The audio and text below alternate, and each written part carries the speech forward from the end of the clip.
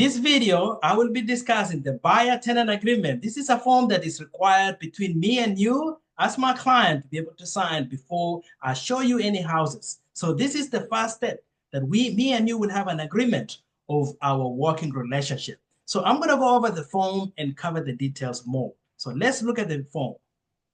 You can see this is a Texas Realtor's buyer-tenant representation agreement. So on number one, it covers who are we talking about. So you as my client and the broker, which is the broker that I work for.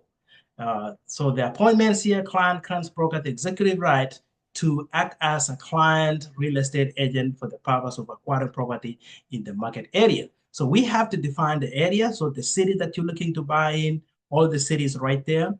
Also, there is a term to the agreement. In most cases, it depends how soon you're looking to buy. In most cases, you're looking about maybe 3 months to 4 months because you will have at least a 1 month there of actually the contract being effective when you're under contract. So you can put 3 months here, 4 months, whatever, how soon you want this done. So that's the term. The broker obligations is listed clearly right there. Client's obligations is written right there. But the main reason why I'm doing this video is for us to have a clear understanding of the compensation. This is where there's a little bit of difficulty in terms of people understanding who pays for the services. So on this scenario, it's clearly stated here that the broker compensation or the sharing of compensation between brokers is not set by law nor fixed, controlled, recommended, or suggested by the Association of Realtors, MLS, or any listing service. Broker compensation is fully negotiable.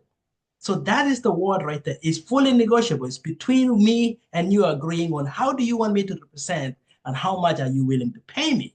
So let's look at what are the options. When it comes to a purchase, you can pay me a percentage of the sale price of the house. So let's say a 4% of the price of the house. If that is 500,000, 4%, or a 3% of that, or a 2% of that. So we have to agree on that range. Also, you can also take an option of paying a flat fee. So instead of paying a percentage, you do a flat fee.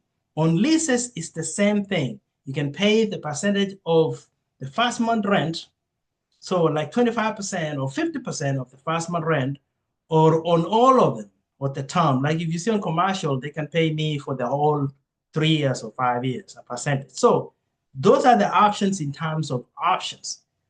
So option B, it gives you the source of compensation. So it explains right here, the broker will seek to obtain payment of the fees specified in paragraph 7A, first from the seller, landlord, or their agents. So it gives you that, hey, though you agree to pay me 3%, my first source of compensation is to try to negotiate this in the deal so that the seller or the landlord can pay me on this.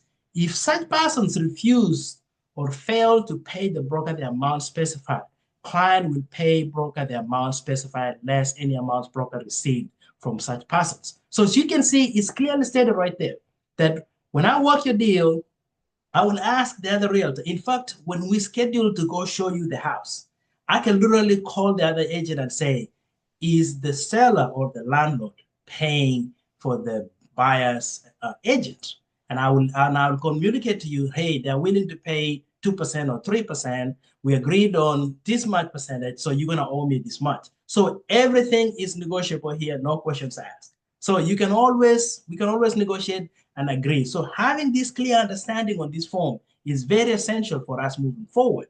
As you can see, earned and payable, broker compensation is earned on that. So every detail here is listed in terms of that. And the main reason I was doing this is to understand who pays for our representation.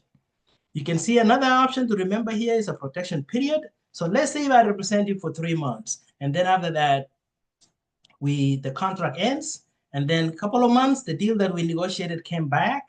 I can choose like within 30 days, there's a protection period for that. So I can still come back to you and say, you know what, the deal that I negotiated for you, they finally agreeing on the terms. Do you still want to do the deal? And I'll represent you then, even though our agreement is expired then. So that's what the protection period is. The county of where the payments will be made. And then another one here is the intermediary status. This is actually saying that this agreement is between you and the broker.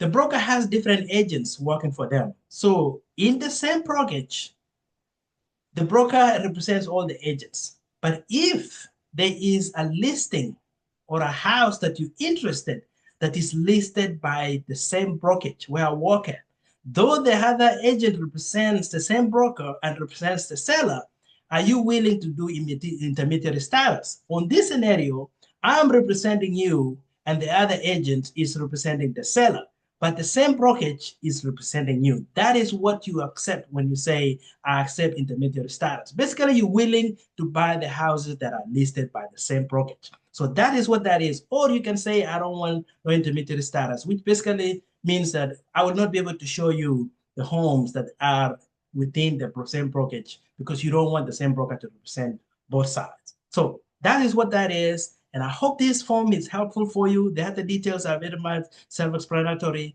This is listing all the other documents that I sent you with this. And you're going to see who signs. So we will put the name of the broker right there and the signature of the associate. So me representing you, I will be an associate on this scenario. I hope this helped us to understand our way forward.